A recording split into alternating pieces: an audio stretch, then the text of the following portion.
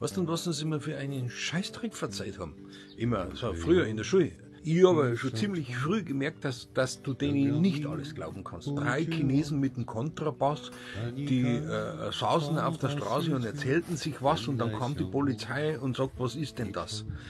Dann hab ich mir damals als Bursche gedacht, in der 2. Klasse, ich habe noch nie 3 Chinesen irgendwo auf der Straße umeinander sitzen sehen mit dem Kontrabass, geschweige denn, dass dann Polizei gekommen ist und hätte gesagt, ja, was ist denn das? Ja, ich habe in meinem Leben noch keine 3 Chinesen auf der Straße umeinander sitzen sehen und habe auch überhaupt, ich weiß ja bis heute nicht, was ein Kontrabass ist.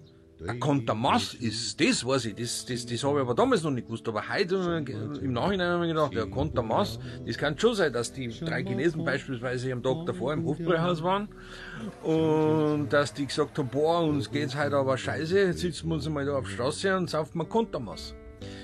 Aber dann denke ich mir einmal wieder, weißt du, im gleichen Moment, dass so ein Kontermaß, ob so ein Chines das überhaupt vertragt und dann 3 Chinesen. Ja. Ich meine, ich glaub eher, wenn so ein Chines, wenn der so ein Kontermaß sauft am nächsten Tag, dann ist der schon wieder fix und fertig. Also Gott sei Dank bin ich irgendwann drauf gekommen, dass die uns in der Schule schon damals, in der 2. Klasse, schon so einen Schmarrn verzeiht haben, teilweise. Ja. Deswegen, liebe Kinder, glaubt's nicht alles.